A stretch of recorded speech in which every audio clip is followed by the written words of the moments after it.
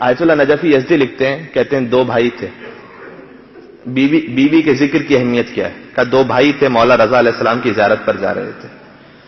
مولا کی زیارت پر پہنچے، ایک بھائی کا راستے میں انتقال ہو گیا. ایک بھائی نیک متقی پرہیزگار تھا، دوسرا بھائی جس کا انتقال ہوا وہ گناہگار تھا. تو وہ جو نیک بھائی تھا وہ لے کر اپنے بھائی کو پہنچا، اس نے مولا رضا علیہ السلام کے حرم کے قریب دفن کر دیا اپنے بھائی کو. اور سوچنے لگا کہ میرا بھائی تو ویسے بہت گناہگار تھا، اس نے بہت گناہ کیے تھے، نہیں معلوم اس وقت جنت میں ہوگا یا جہنم میں ہوگا، کس مقام پر ہوگا. تو مولا رضا سے دعا کرتا ہے کہ مولا مجھے عالم خواب میں دکھائیے میرا بھائی کس عالم میں دیکھنا چاہتا ہوں. مولا نے دعا قبول کی. آیت اللہ نجفی یزدی اپنی کتاب مناقب اہل بیت میں لکھتے ہیں، مولا نے دعا قبول کی، دیکھا بھائی ہے اور جنت میں بہترین مقام پر ہے، بہت اچھے مقام پر ہے. تو اس نے سوال کیا کہ اے شخص تجھے تو اے میرے بھائی تجھے یہاں نہیں ہونا چاہیے تھا، تو بڑا گناہگار تھا، تو یہاں کیسے پہنچا؟ کہا میں واقعا بہت گناہگار تھا، جیسے ہی میرا انتقال ہوا تو آگ نے مجھے چاروں طرف سے گھیر لیا تھا. دیکھیں اب میں موضوع سے ربط دے دوں. میں نے مجلس میں عرض کیا نا، کچھ ہیں جو محب فاطمہ زہرا ہیں، شیعہ نہیں ہے، لیکن گناہگار ہیں، دل میں محبت بھی ہے تو محب ہے. تو کہا میں محب تھا، شیعہ نہیں تھا. جیسے میرا انتقال ہوا آگ نے مجھے چاروں طرف سے گھیر لیا تھا، جل رہا تھا میں آگ میں.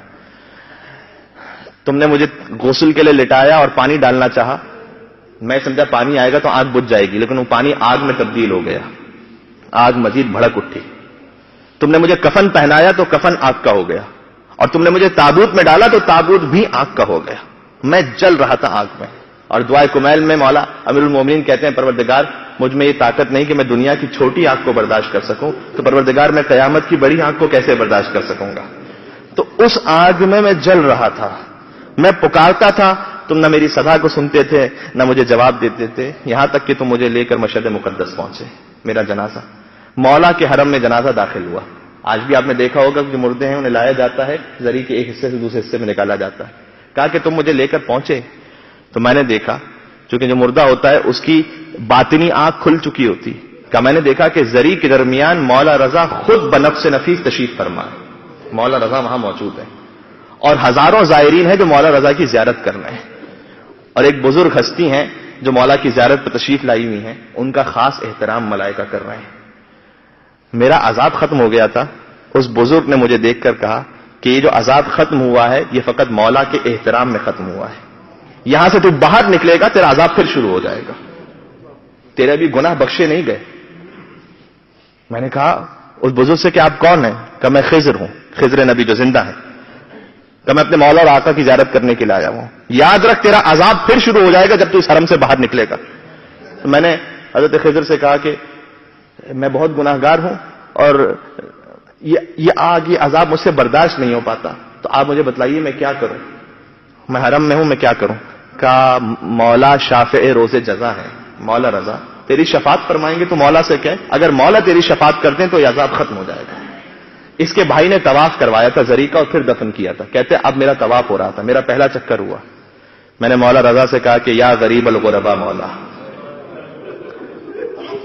ذرا تصور کیجئے گا کہیں یہ کیفیت ہم اور آپ پہ طاری نہ ہو جائے کہ مرنے کے بعد خدا نخواستہ اس عذاب پہ مبتلا ہوں اور اپنے مولا امام زمانہ کو پکار رہے ہیں.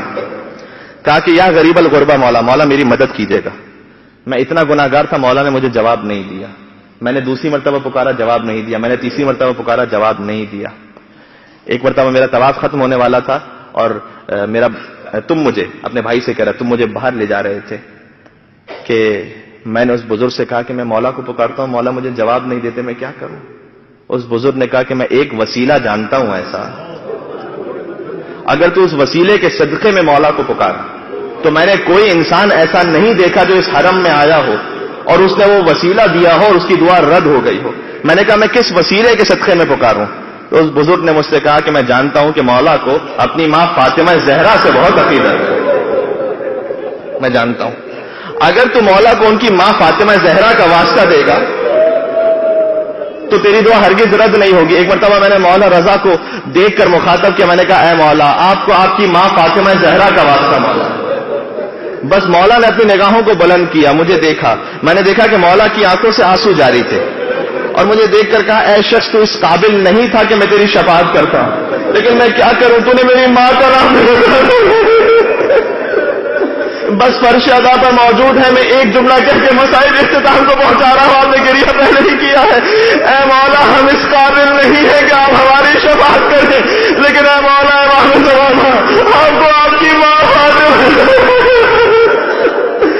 اے مولا حسین آپ کو آپ کی ماں فاطمہ زہرا کا واسطہ، اس لیے کہ حسین اور فاطمہ میں تو عجیب نسبت ہے، اب فاطمہ زہرا کا جنازہ رکھا ہوا ہے، علی نے اپنے بچوں سے کہا ماں کا دیدار کر لو، علی کی اولاد میں سے ایک ایک آگے بڑھا، لیکن حسین آگے بڑھے، حسین 5 برس کے آگے نہیں بڑھتے، کہا بابا جب تک میری ماں مجھے خود نہ میری ماں مجھے خود نہ بلائے گی۔ ایک مرتبہ آواز آئی، حسین آگے بڑھے، ماں کے چہرے کو گود میں لیا، کہا اماں آج تیرا حسین اتنا غریب ہو گیا کہ حسین تجھے بلانا چاہے تو جواب نہ دے۔ علامہ ذیشان حضرت جوادی صاحب لکھتے ہیں کہ ایک مرتبہ پنجے کفن ٹوٹے، فاطمہ کے ہاتھ باہر آئے، حسین کو سینے سے لگایا، کہا میرے لال حسین ماں کے سامنے غربت کا نام نہ لینا، ملائکہ نازل ہوتے ہیں علی پر، کہا یا علی حسین کو فاطمہ سے جدا کر دو، ملائکہ میں علی نے جدا کیا، میں کہوں گا مولا بڑے احترام سے جدا کیا ہوگا، ارے سکینہ کی طرح یتیمہ باپ کے لاشیں سے لپٹی ہے۔ آخری جملہ ایک اور کہوں گا، اور اے بی بی فاطمہ زہرا آج علی ہے، حسن ہے، حسین کی زبان سے غربت نہ سنی گئی، کل کربلا کے میدان میں راوی کہتا ہے حسین نے ایک طرف اکبر کی لاش کو رکھا، ایک طرف قاسم کی بابا لاش کو رکھا، درمیان میں میرا مولا لیٹ گیا اور آسمان کی طرف رک کر کے کہا واہ غربتا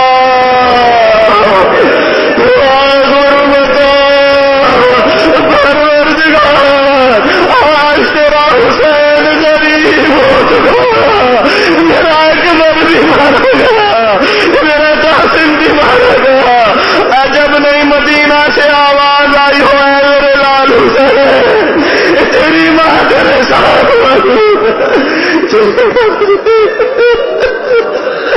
برحمتك يا أرحم الراحمين وصلى الله على محمد وآله الطاهرين